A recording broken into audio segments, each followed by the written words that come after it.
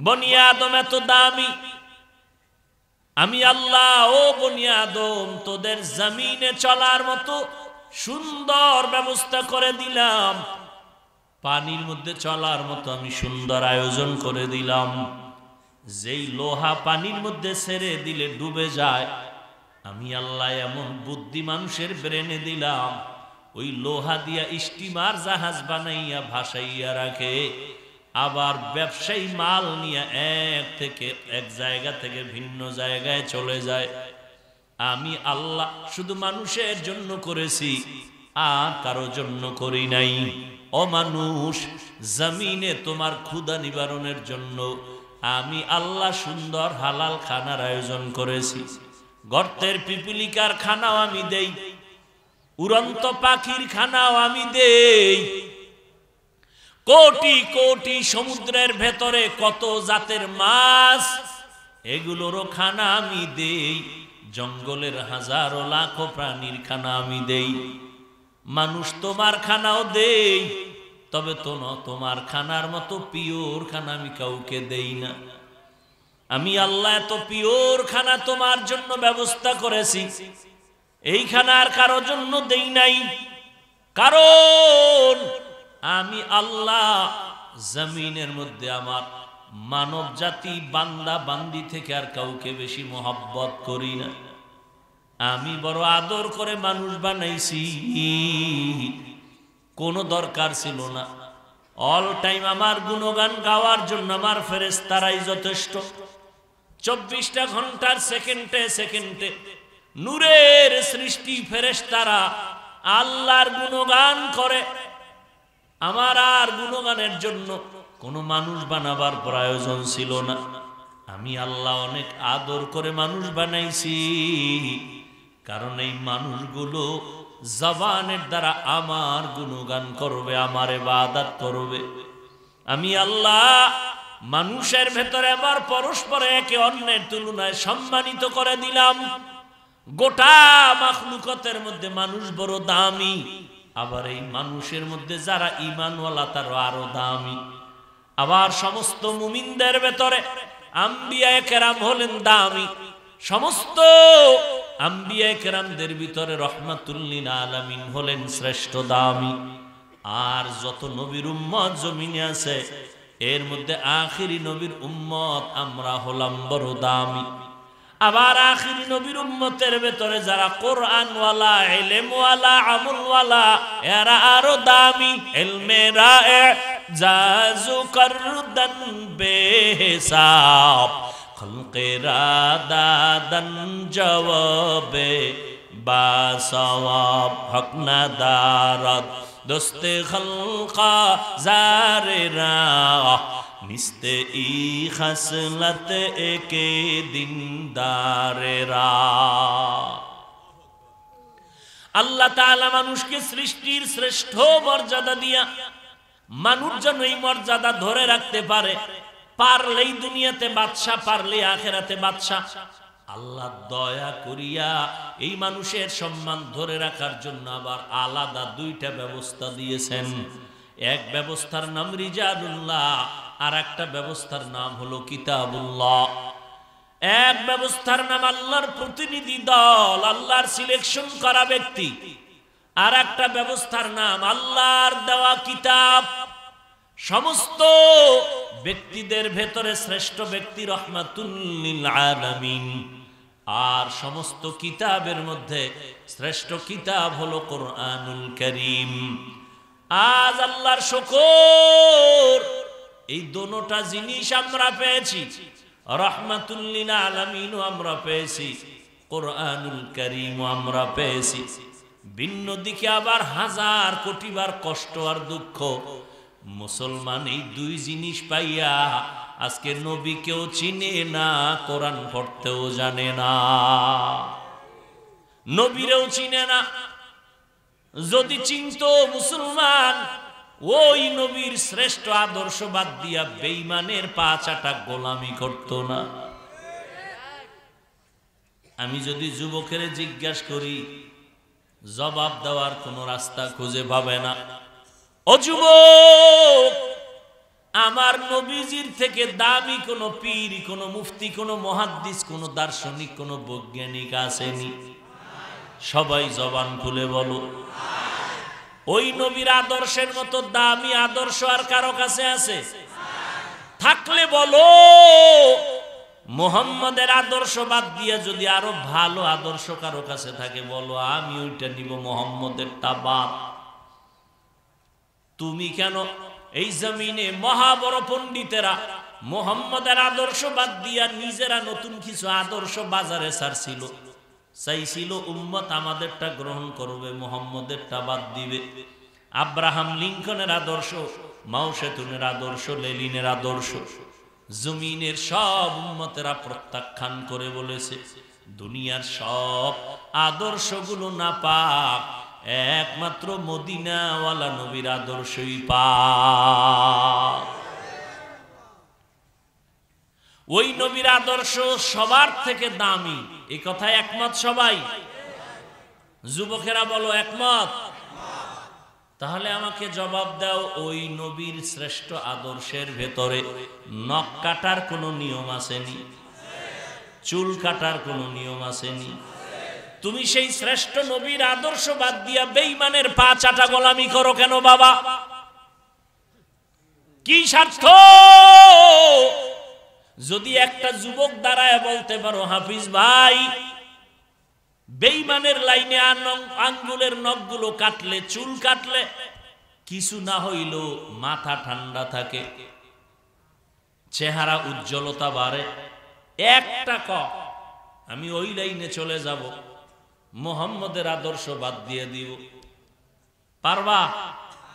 যদি না পারো তাহলে এবার আমার বিনয়ের কথা শুনো, আমি তোমার পায়ে ধরা লাগলেও রাজি, তারপর নবীর আদর্শ জবাই করিও না। আমার নবীর আদর্শের মতো দামি আর আদর্শ জমিনে নাই। আজকে ১৫০০ বছর পর্যন্ত এই উম্মতেরা নবী পায় না, সাহাবায়ে কেরাম পায় নাই, আবু হানিফারে পায় নাই, ইমাম বুখারী, ইমাম মুসলিম রে পায় নাই। কিন্তু এরপরও এই মানুষগুলো শান্তির জীবন যাপন করে একমাত্র কারণ নবীর চ্যালেঞ্জ দেওয়া, কোরআন ধরে রাখ, সুন্নাত ধরে রাখ, জমিনে কেউ তাদের সামনে মাথা উঁচু করতে পারবে না। আজকে দেখো মহামারী করোনা, গজব চলে গেল, এই গজবে স্কুল বন্ধ, কলেজ বন্ধ, ব্যবসা বন্ধ, চাকরি বন্ধ, আল্লাহর হাজার শুকর কোরআনের একটা মাদ্রাসাও বন্ধ হয় নাই।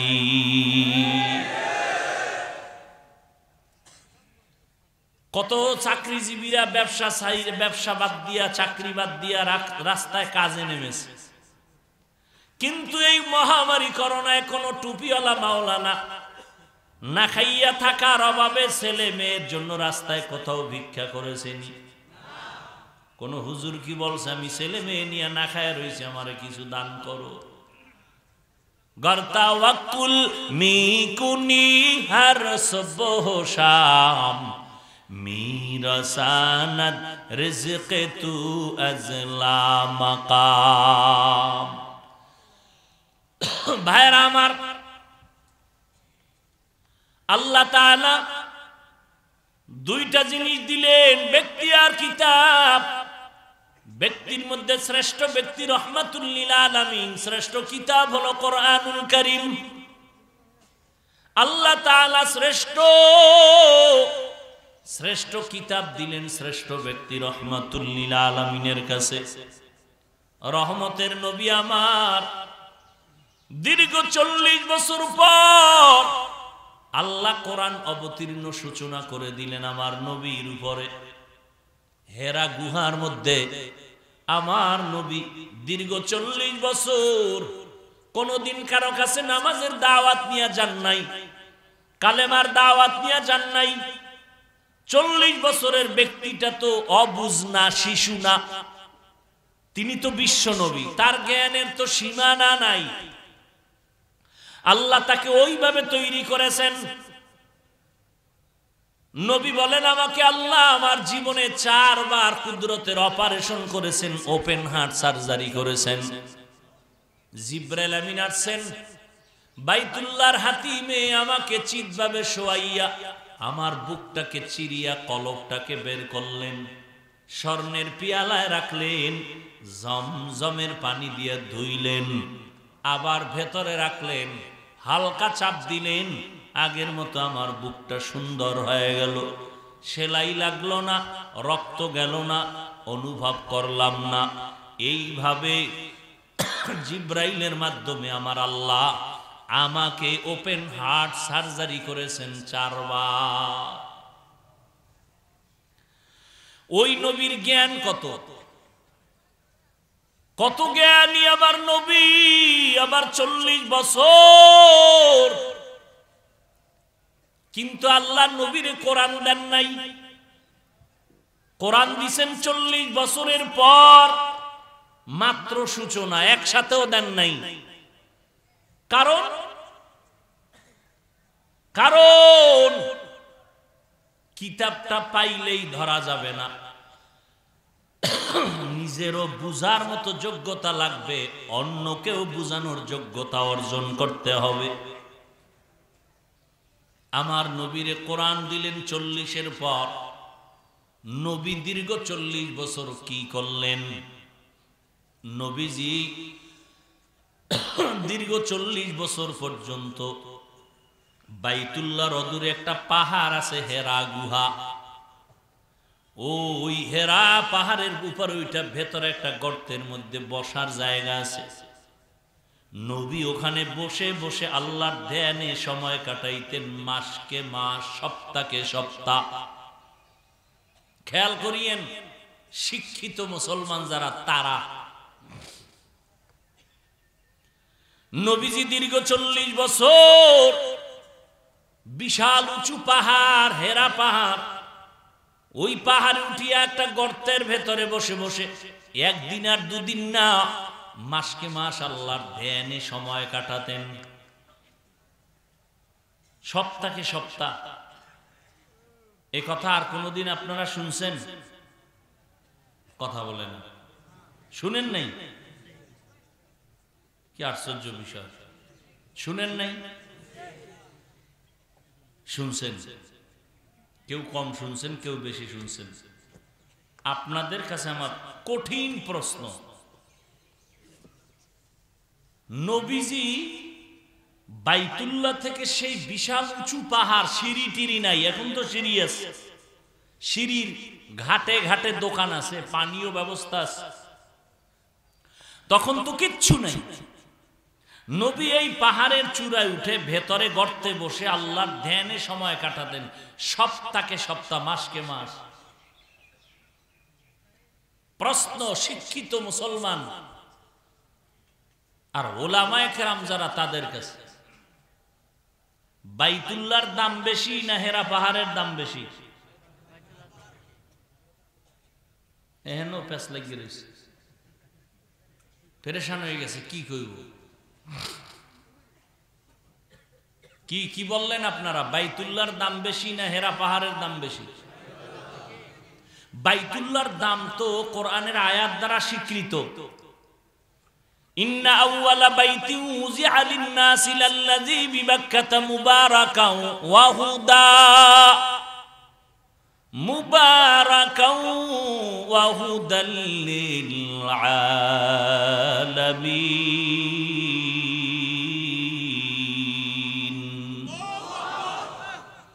আল্লাহ জমিনটা বানাইয়া কোন বাসিন্দা পাঠান নাই, প্রথম একটা ঘর বানাইলেন, জমিন বানায় একটা ঘর বানাইলেন।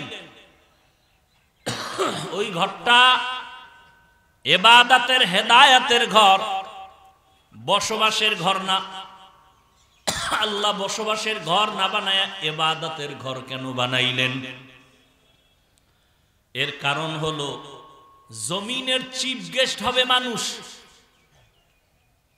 আর আল্লাহ মানুষ দুনিয়াতে পাঠাইবেন ইবাদতের জন্য, বসবাসের জন্য না। এই জন্য আল্লাহ ইবাদতের ঘর আগে করছেন। মানুষ দুনিয়ায় করবে ইবাদত, বসবাস করবে জান্নাত। বাইতুল্লাহর দাম আল্লাহর কোরআন দ্বারা স্বীকৃত। যে ঘরের কসম খাইছেন রব্বা কিনা, ওয়াত-তিনি ওয়াজ-যাইতুনি ওয়া তুরি সিনিনা ওয়া হাযাল বালাদিল আমিন। আল্লাহ চারটা জিনিসের কসম খেয়ে বলেছেন, তিনের কসম, জৈতুনের কসম, তুরে সিনার কসম, নিরাপদ শহর মক্কা নগরীর কসম। এত একটা দামি ঘর যেখানে এক রাকাত নামাজের ফজিলত কত জানেননি? তাও জানেন না? 1,00,000 রাকাত নামাজের সওয়াব। একবার সুবহানাল্লাহ বলবেন, 1,00,000 বার সুবহানাল্লাহর সওয়াব। আপনি জাতীয় মসজিদ বাইতুল মুকাররমের দিকে তাকায় থাকবেন, কোনো সওয়াব নাই, কিন্তু আল্লাহর ঘর বাইতুল্লাহর দিকে যতক্ষণ তাকায় থাকবেন অনবরত সওয়াব লেখা হবে। তারাকতু ফীকুম আমরাইন লান তাদিল্লু মা তামাসসাকতুম বিহিমা কিতাবাল্লাহি ওয়া সুন্নাত রাসূলিহি। ওই উম্মতের কোনো ভয় নাই, কোনো চিন্তা নাই, কখনোই তোরা লাঞ্ছিত হবে না, সম্মান কমে যাবে না। যেই মানুষটা দুটো জিনিস ধরে রাখবে, আকরাইয়া ধরবে, এক আল্লাহর কোরআন, দ্বিতীয় পয়গম্বরের সুন্নাত। কথা বলবেন সেখানেও আদব আছে, সুন্নত আছে। কথা বলার আগে হ্যালো, কথা বলার আগে সুন্নত কি? হ্যালো না সালাম? বেঈমানেরা মোবাইল হাতে দিয়া সালাম বন্ধ করায় দিছে, এখন হ্যালো, সালাম নাই, সব আব্দুস সালাম হয়ে গেছে। হ্যালো হ্যালো সারা কোনো আওয়াজ নেই। একটা সুন্নতের আমল করেন না, মজবুত করেন, এটাও নাজাতের ওসিলা হয়ে যাবে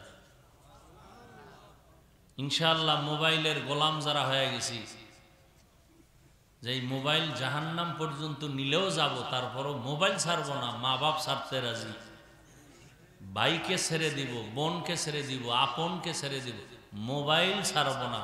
সেদিন এক ছাত্রের মোবাইল আটকাইছি, তো ছাত্র কয় মোবাইল দেন, প্রয়োজনে মাদ্রাসা ছেড়ে দেবে। আপনারা হাসেন, আমি হাসির কথা বলি নাই। এই মজলিসটা কিন্তু কান্নার মজলিস, এটা হাসির মজলিস না। কান্নার প্যান্ডেলে কান্না করাটা স্বাভাবিক, হাসি দেওয়াটা আশ্চর্য অস্বাভাবিক। আমি তো হাসির কথা বলি নাই। যা বলেছি তাতে কান্না দরকার, মাথা নিচু হওয়া দরকার। হাসেন কেন?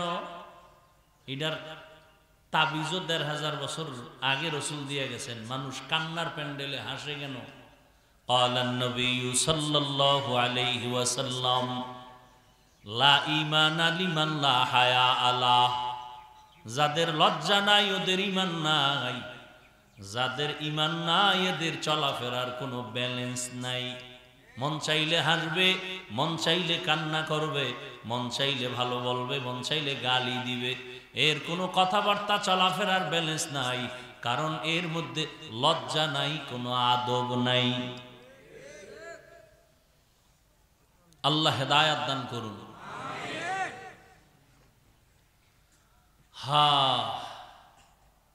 মোবাইল চালাইতেই যেহেতু হবে, এটা ছাড়া দুনিয়া সব অন্ধকার। এই মোবাইল মোবাইল কইরা কত সন্তান মায়ের সাথে বাবার সাথে বেয়াদবি করেছে। এই মোবাইলকে কেন্দ্র করে কত ছাত্র শিক্ষকের সাথে গাদ্দারি করেছে। এই মোবাইলের কারণে কত মানুষ মুরব্বীদের সাথে বেয়াদবি। মনে হয় শরীরের মধ্যে মাথায় যতটা চুল আছে এর থেকে 1000 কোটি গুণ বেশি আছে গুনাহ, এর সূত্র মোবাইল। মোবাইল শুধু গুনাহ এটা তো আছে, এটা বাদ দেন না, নগদ আপনার পুরো বডিকে নিস্তেজ করে দিতেছে, ক্ষতি করতেছে। চোখের পাওয়ার নাই, কানের পাওয়ার নাই, হার্ট দুর্বল, ব্রেন দুর্বল, কিডনি দুর্বল, এই শুধু মোবাইলের কারণে। আল্লাহর দেওয়া রাতের ঘুম শেষ। সারা জগতের প্রাণীদের জন্য রাতের ঘুম শরীরের মহা ঔষধ। রাতের 1 ঘন্টা ঘুমের বরকত দিনে 6 ঘন্টায় হয় না। সব কেড়ে নিল এই গজবের মোবাইল। এখন মোবাইলওয়ালারা রাতকে বানাইছে দিন, দিনকে বানাইছে রাত। আল্লাহ হেদায়াত দান করুন। মোবাইল মোবাইল করে বহু সন্তান যুবক আজকে রাস্তায় অর্ধুলাঙ্গ পাগল হয়ে ঘুরে। যুবকেরা বলো, তোমরা সত্য কথার সাক্ষী দাও, মানো আর না মানো। মোবাইল মোবাইল করে করে 24 ঘন্টায় মোবাইলের গবেষণা করে মোবাইলে গেমস খেলে আজ রাস্তার পাগল হয়েছে কোনো যুবক? বলো, তুমিও হইবা, তবে কবে হবা তারিখটা নির্ধারণ করো। তুমিও তো এই পথেরই যাত্রী। নকল ছাড়া পরীক্ষায় পাশ করতে পারো না, তুমি কিসের ছাত্র?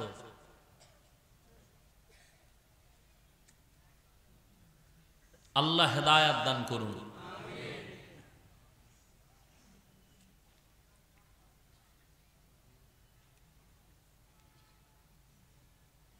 তো রসুল বলে গেছেন, দুই জিনিস ধরে রাখো, কোরআন আর সুন্নত। কোরআন আর সুন্নত। কশিনকালেও সম্মান নষ্ট হবে না। দুনিয়াতেও বাদশা, আখেরাতেও বাদশা। আজকেও দুনিয়াতে যাদের কাছে কোরআন আছে, সুন্নত আছে, এদের মতো সম্মানেও কেউ নাই, শান্তিতেও কেউ নাই। যতটুকু শান্তি আর সম্মান যতটুকুই থাক, কোরআনওয়ালা সুন্নতওয়ালার কাছে আছে, আর কারো কাছে নেই। আপনি বাহির থেকে মনে করতেছেন 5 তলা বিল্ডিং এর মালিক অনেক শান্তিতে আছে, এর মতো অশান্তিতে কেউ নেই। খোঁজ নিয়ে দেখেন, ও বাহিরের যন্ত্রণা ভিতরের যন্ত্রণা জর্জরিত হয়ে গেছে, ঘুম নাই, খানা নাই। উপরে দেহটা আছে, ভিতর সব ঝাঁঝরা হয়ে গেছে, রোগাক্রান্ত হয়ে গেছে। আপনারা দেখবেন, ধান যেই জমিনে উৎপাদন হয়, অনেকে একটা লাঠি বাঁশের আগায় একটা জামা পরায় দেয়, উপরে একটা রসের হাড়ি দিয়ে দেয়। দেখছেন এই সিস্টেম? বাহির থেকে মনে হয় একটা মানুষ দাঁড়ানো, আসলে মানুষ। আপনিও অবস্থা এমন, আপনি উপরে দেখা যায় আপনি মানুষ, কিন্তু ভিতর শেষ। আপনি পরীক্ষা করেন কক্সবাজার, চট্টগ্রাম হসপিটালে, শরীরটাকে চেক আপ করে আসেন, দেখেন তো আপনার ক্ষতির পার্সেন্ট কত বাড়ছে কমছে। মানুষের জিন্দেগির বড় এক নেয়ামতের নাম সুস্থতা। আপনার কোটি কোটি টাকা থাকলে কি হবে, আপনি যদি অসুস্থ হয়ে বিছানায় পড়ে থাকেন? আর সুস্থতার জন্য পৃথিবীতে যত রকমের ঔষধ আছে, এর মধ্যে আল্লাহর দেওয়া ফ্রি একটা ঔষধ হলো রাতের ঘুম। ফ্রি। আবার রাতের ঘুম হলো মধ্যরাতের ঘুম। কত কঠিন কথা! প্রথম রাতেও না, শেষ রাতেও না। কোন রাত? মধ্যরাত। তা আসল ঘুম। যারা শিক্ষিত মানুষ, আমাকে হুজুরগো কথা শুনতে কষ্ট লাগে, আপনারা স্বাস্থ্যবিজ্ঞানীদের থিওরিগুলো পড়েন, গুগলে সার্চ দেন, মানুষের জন্য রাতের কোন সময়টা ঘুম দামি, জরুরি।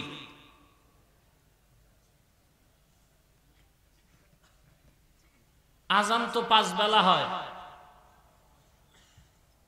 ফজরের আজানে একটা লাইন বাড়ায় দেয়, দেয়নি? কি লাইন? এটা জহুরে দিলেন না কেন? আসরে নাই কেন? মাগরিবে নাই কেন? এশায় নাই কেন? ফজরে কেন?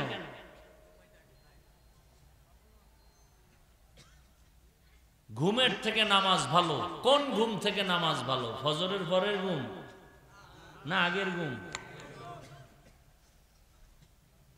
ছুরি দিয়ে কল্লা কাটা ডাইরেক্ট, আর আপনারা মোবাইল দিয়ে যে জীবন নষ্ট করতেছেন, এটা ইনডাইরেক্ট। নিজে গলায় নিজে ছুরি লাগাচ্ছেন, খবর নেই। যৌবন শেষ, জীবন শেষ, সব শেষ। এই ক্ষতির পূরণ আর কোনোদিন পৃথিবীর কোনো মেডিসিন দেয়া হবে না। চেহারা নষ্ট হয়ে গেছে রাতের ঘুম নষ্ট করার কারণে। আমরা তো আল্লাহর কাছে মাপ চাই, ওয়াজ মাহফিল করি, সময় পাই না। যারা কবিরা গুনাহ করে রাত কাটায় মোবাইলে, আল্লাহর কসম করে বলে গেলাম, পৃথিবীর কোন ধরনের মেডিসিন তোমার চেহারাকে আর সুন্দর করতে পারবে না, ফ্রেশ করতে পারবে না, বরং আরো নষ্ট করে দিবে। একটা মেডিসিন আছে চেহারা আকর্ষণ বাড়ানোর, নেক আমল।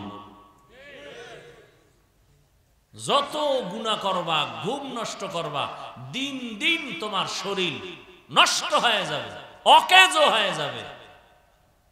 বিবাহ করবা, কপালে যদি থাকে, বেশি পার্সেন্ট নাই, যদি থাকে, কারণ যে আকাম করো মোবাইলে, এতে আর বিয়ে করার কোনো সুযোগ নেই। যদি থাকে, সন্তান জীবনে পাবি না। এই রাতের ওর ঘুমার কারণে সব শেষ।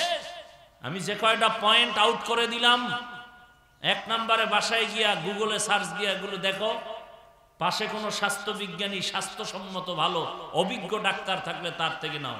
যে মিথ্যা বলি তাহলে আমাকে ডাকো, যে বিচার করতে চাও আমি মেনে নিতে রাজি। কিন্তু কপাল খারাপ, কপাল খারাপ। ওলামায়ে কেরাম এই কথাগুলো বললে মানতে চায় না জাতি। প্যান্ট শার্ট টাইওয়ালা বললে খুব মানার জন্য রেডি। মেধা নষ্ট হয়ে গেছে।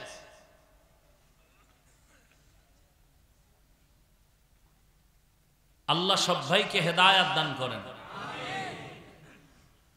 অথচ পৃথিবীতে চূড়ান্ত খারাপ মানুষগুলোকে আদর্শ মানুষ গড়ার জন্য পৃথিবীতে একমাত্র আদর্শ শিক্ষক হইয়া জমিনে পদার্পণ করেছেন রাহমাতুল্লিল।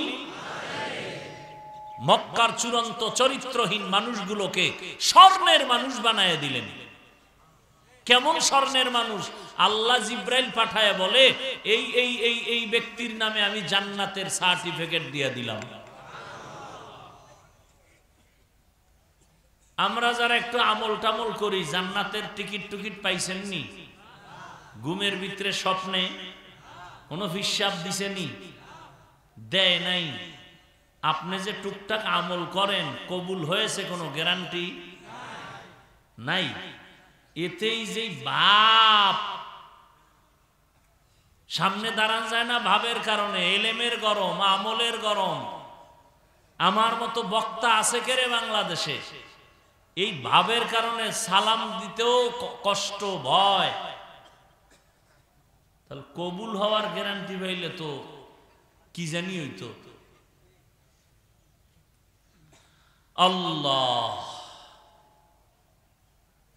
মান তাওয়াজা লিল্লাহ রাফাআহুল্লাহ।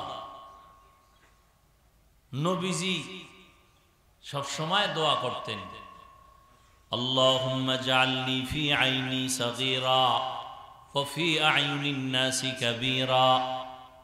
ও দয়ার মালিক, আমার নজরে আমাকে ছোট বানায় রাখেন, উম্মতের নজরে মর্যাদা বাড়ায় দেন। मिटा दो अपना हस्ती को अगर कुछ मर्तबा चाहो कि दाना खाक में मिलकर गुले गुलजार होता है।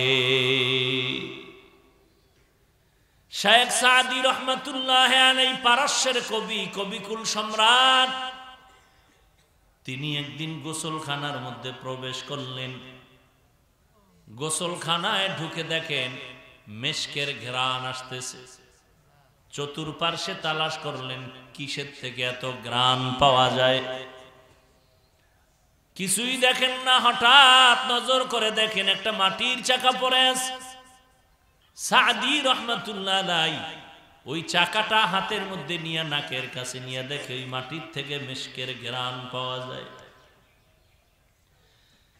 সাদি রহমাতুল্লাহ আলাইহি মাটিকে তিনি প্রশ্ন করলেন, গলে খুশবু ये दर हम्माम रोज़े رسید از دست محبوب بدستم بدو غفتم که مشک یا عبیری که از بوی دلاویز تو مستم بغفتا من گلینا چیز بودم ولیکن مدت باگل نشستم جمال هم نشی در من اثر کرد وگرنه ممهما خاکم که هستم একদাস নামের আধারে বসিয়া হেরিনো মাটির ঢেলা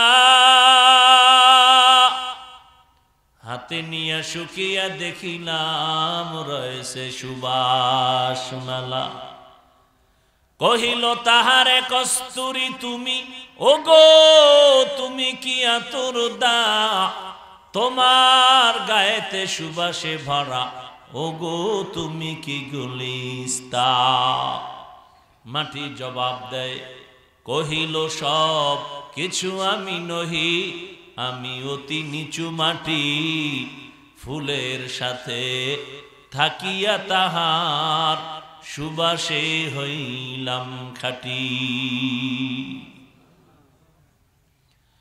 ও মাটি তোমার থেকে এত ঘ্রাণ কেন আসে তুমি মেশকো নাম্বার আতর দা বলে কিচ্ছু না আমি সামান্য একটা মাটির চাকা এত ঘ্রাণ কেন আসছে বলে ফুলের গাছের গোড়ায় থাকার কারণে এই ঘ্রাণ আমার মধ্যে চলে আসছে সাদি রহমাতুল্লাহ আলাইহি বলেন হে মানুষ একটা মাটির চাকার মধ্যে যদি ফুলের ঘ্রাণ আসতে পারে তুমি যদি একজন খাঁটি আল্লাহওয়ালার সাথে সম্পর্ক রাখো তাহলে তুমি দুনিয়ামুখী মানুষটা কেন আল্লাহমুখী হবা না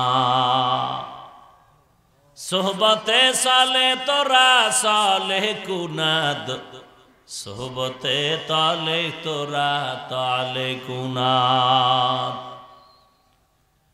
রাহমাতুল লিল আলামিন জমিনের মধ্যে আসলেন আল্লাহ তাআলা মানুষকে সৃষ্টির শ্রেষ্ঠ মর্যাদা দিলেন আল্লাহর এটা স্থায়ী সিদ্ধান্ত ওয়ালাকাদ কাররামনা বানি আদম ওয়া হামালনাহুম ফিল বাররি ওয়াল বাহরি ওয়া রাযাকনাহুম মিনাত তাইয়্যিবাত ওয়া ফাদ্দালনাহুম আলা কাসীরিম মিম্মান খালাকনা তাফদীলা